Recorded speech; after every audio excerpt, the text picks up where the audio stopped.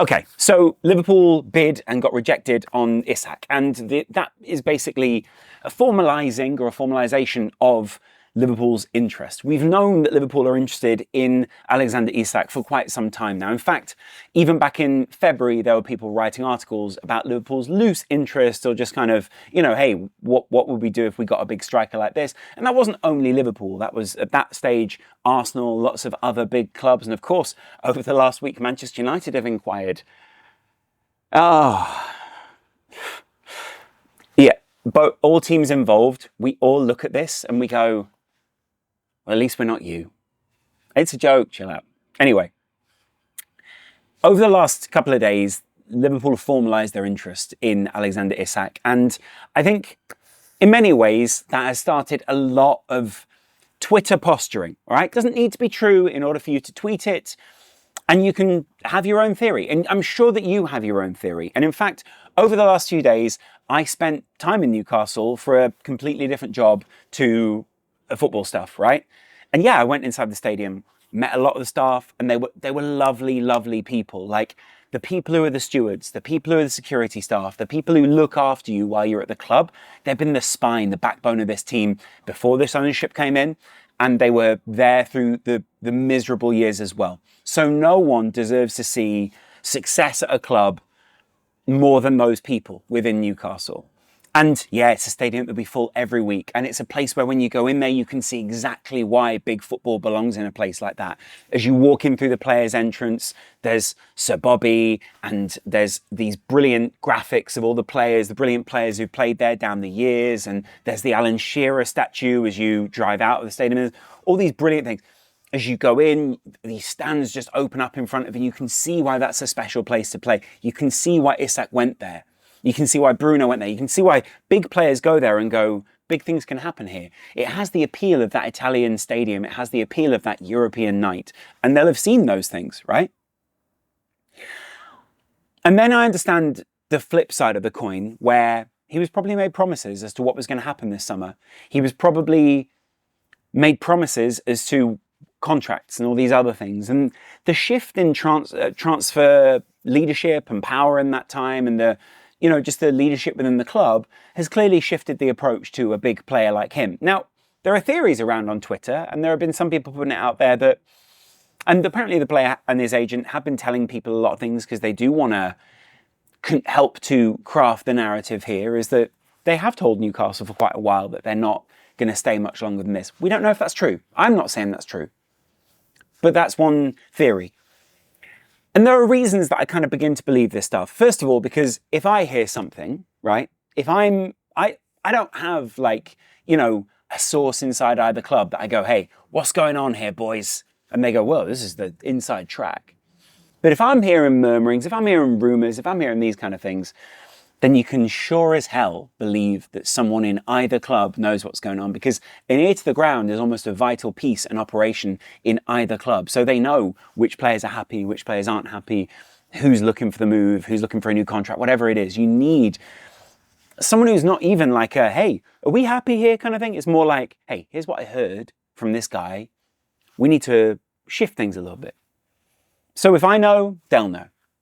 Equally, in conversations with players and I have had conversations with ex-players about how they would feel about a move, how they would agitate for a move, how they would change their behaviour, what they would tell the club, what they would tell teammates, those kind of things.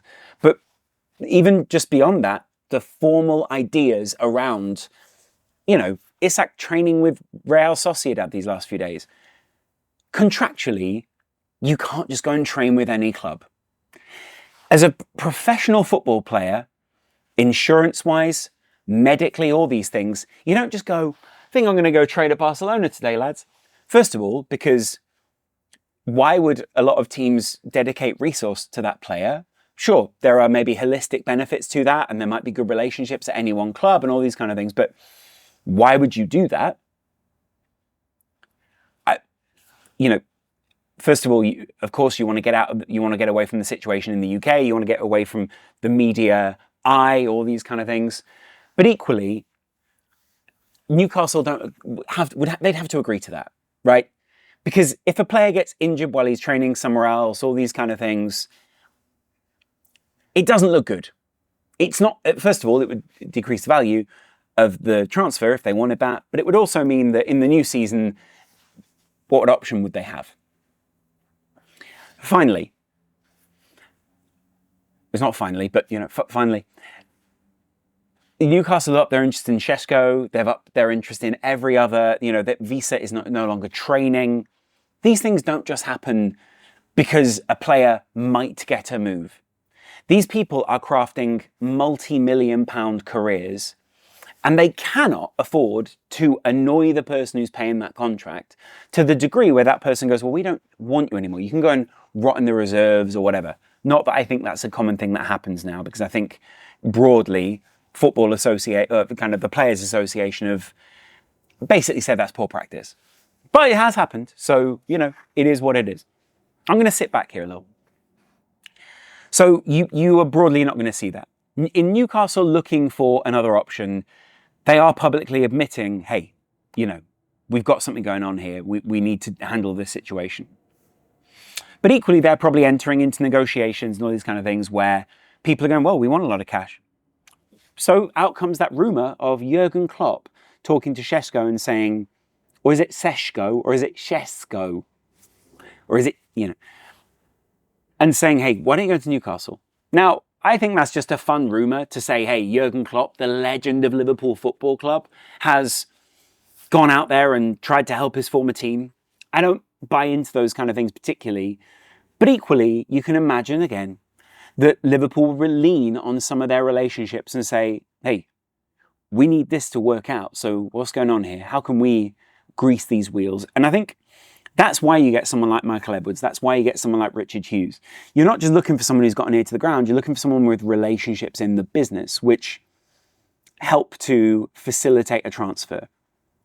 And broadly, I can understand that as well. I can understand why Newcastle would say, we don't want this to go public until we formalise another transfer, until we've paid a fee to someone, and then we'll let you pay a fee. Fine. All right, that makes sense.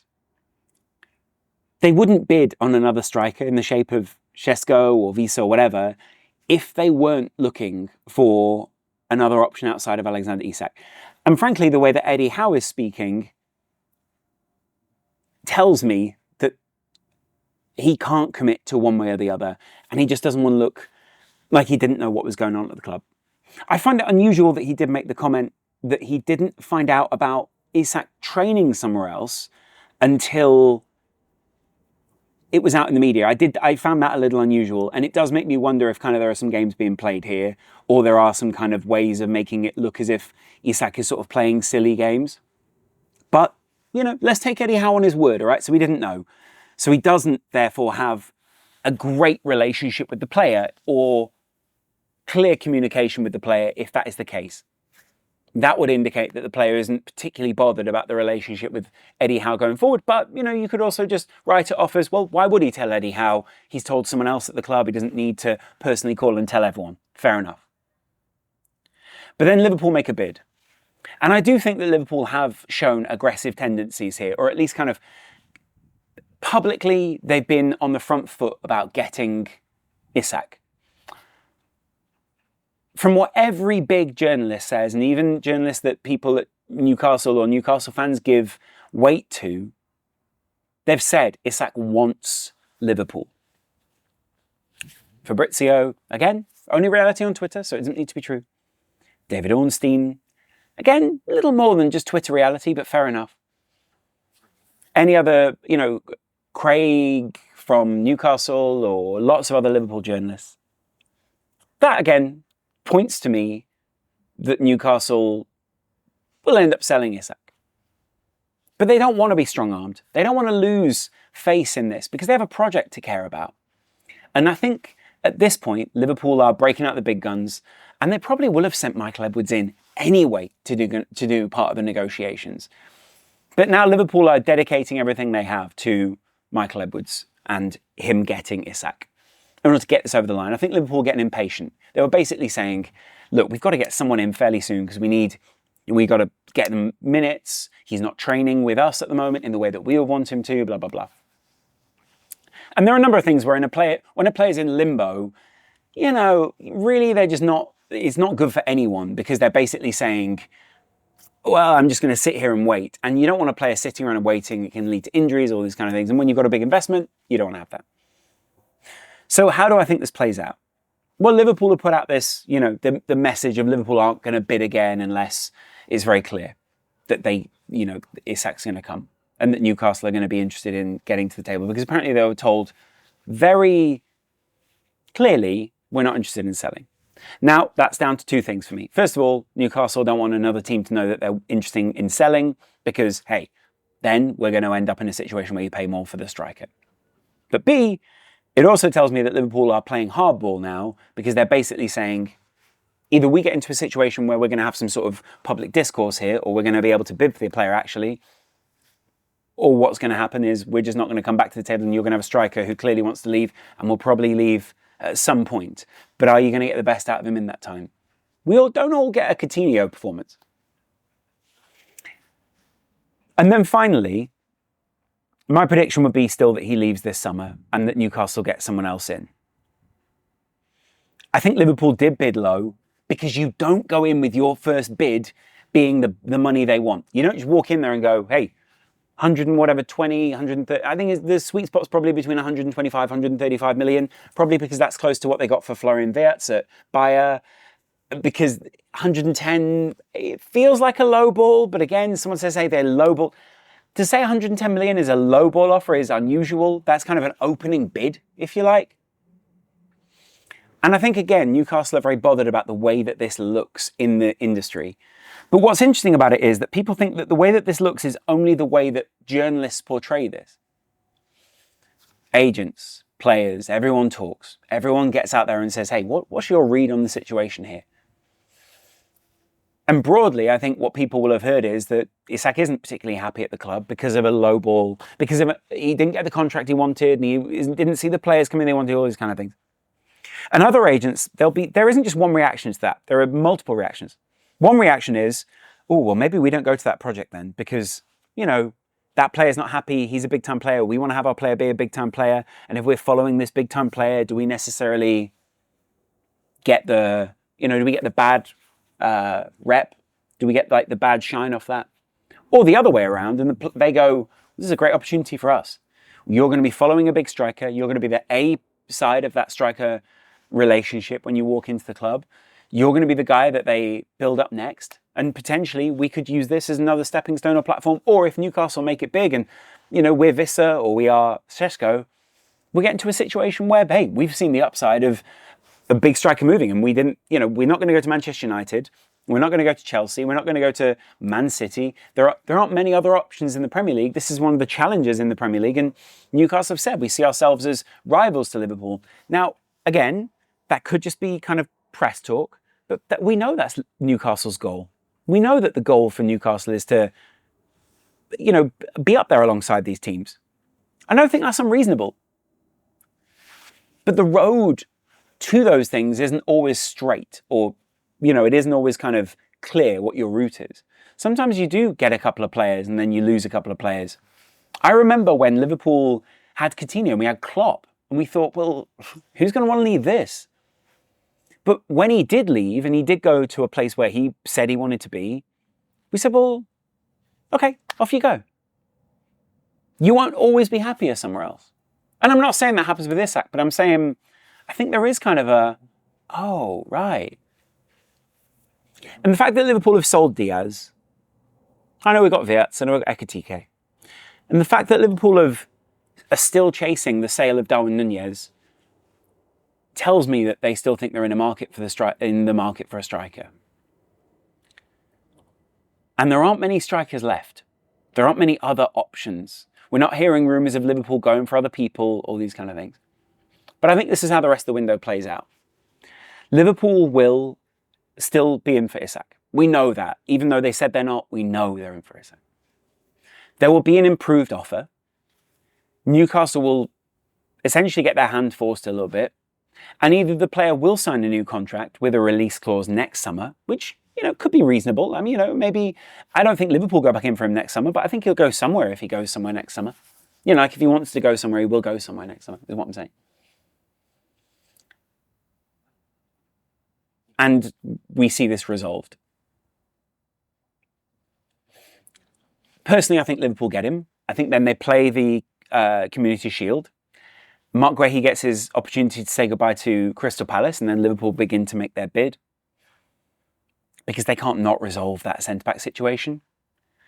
Darwin Núñez leaves Liverpool, and Liverpool go into their new season probably with a late striker, but a striker. And I think they get their man, and they see that as a more important aspect than everything else. Let me know what you guys think in the comments below. And I'm posting things at the moment on my new members section, which, you know, if you want to get in there, then by all means get in there and go chat to the other guys. There is a Discord, there are all these kind of things. Get in there, go talk to them. And of course, come chat with me. There are comments below. Of course, we favor members down there, but we talk to everyone. And let me know what you guys think in the comments below about what goes on with Isak. There is stuff about the new kit over on the members bit. There is stuff about the game in Japan that we played because I was away. I didn't get a chance to review that. I did review that on my own members area, and I will chat to you guys in a little while. Much love.